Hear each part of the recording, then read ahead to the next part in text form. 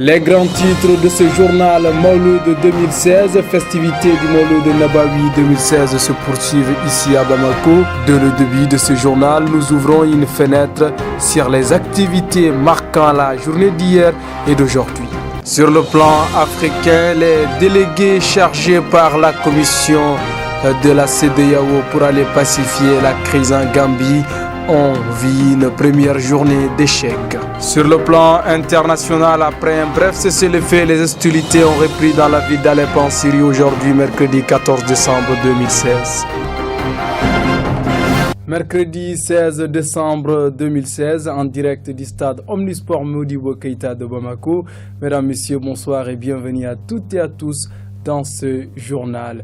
Nous vous l'avons dit, le stade Omnisport Modibo Keïta de Bamako s'est transformé positivement. Vous allez être étonnés des images qui vont suivre avec le commentaire de Khalifa Ahmed Konaté. Détrompez-vous, ce n'est pas un village, mais bien le stade Omnisport Modibo Keïta de Bamako. Ils sont venus du monde entier pour participer au festival Mawlud Nabawi édition 2016. Ce sont eux qui occupent ces tentes que vous voyez sur ces images.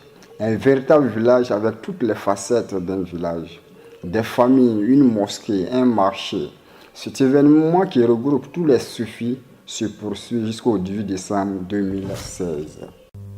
Toujours dans le cadre des festivités marquant le festival Mawlud Nabawi édition 2016, la communauté musulmane des soufis du Burkina Faso, à sa tête de délégation, le cheikh Moaz, cheikh Soufi Moaz, est allé rendre visite aujourd'hui au grand guide de la communauté musulmane de Soufi, El Haj Cheikh Soufi Bilal Diallo. Suivons le compte-rendu de cette rencontre.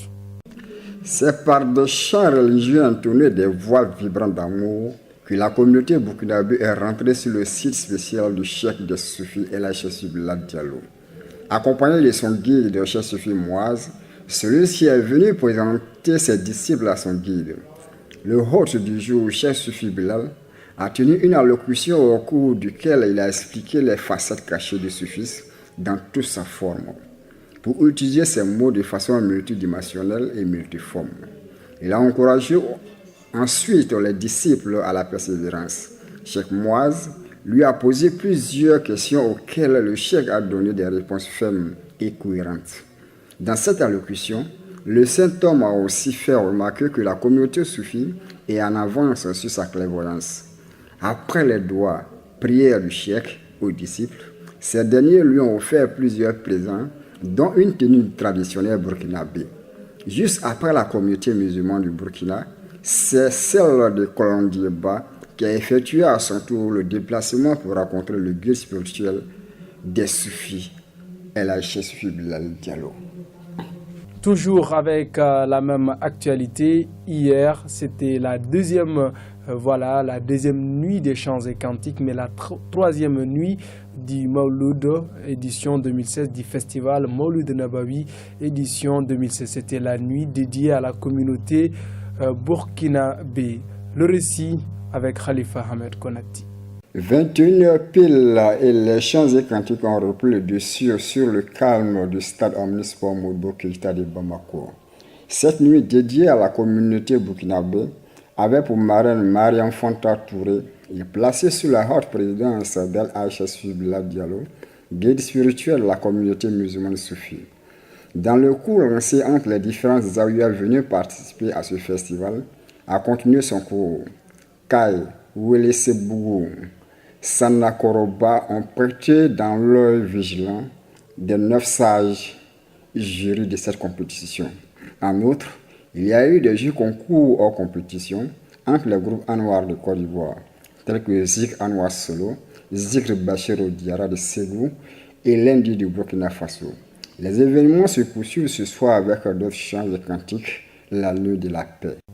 Refermons cette partie consacrée au Mawlud Nabawi édition 2016. Partons en Gambie. La délégation des chefs d'État, 4 chefs d'État anglophones, est arrivée hier en Gambie. La première journée s'appelle Échec. Fousseini Sidibe. La délégation des chefs d'État de la CEDEAO est arrivée hier à Banjul, composée des présidents du Libéria, Ellen Johnson Sirleaf, Muhammad Buhari du Nigeria et des homologues anglophones. Elle est partie droit au but. Les délégués ont rencontré Yahya Jammeh pour l'amener à des sentiments meilleurs afin qu'il reconnaisse sa défaite et laisse le pouvoir. Yahya Jammeh, qui a refusé, n'a pas leur proposition. Son parti a déposé un recours hier même auprès de la Cour suprême pour invalider l'élection présidentielle, ce qui veut dire que les négociations commencent difficilement. À présent, partons hors du continent, à quelques pas seulement du continent africain, en Palestine, principalement dans la bande de Gaza. Un jeune Palestinien a été tué par les forces israéliennes. Les raisons suivant le reportage. Le jeune Palestinien de 21 ans, armé d'un tournevis, a attaqué ce matin, mercredi 14 décembre 2016, un policier israélien, le blessant légèrement à la tête. Les forces israéliennes ont ouvert le feu. Transporté rapidement dans un hôpital, il a succombé à ses blessures. L'information a été donnée par le porte-parole de la police israélienne, Luba Sabri. Les violences de ce genre sont très récurrentes dans cette petite quartier isolé de la Palestine, la bande de Gaza. Toujours hors du continent africain, en Syrie, il n'a fallu qu'une journée pour que les hostilités reprennent à l'est de la ville d'Alep, où hier un minimum cessez-le-feu a été accordé aux rebelles par la Russie, une chose qui est rompue par le régime syrien.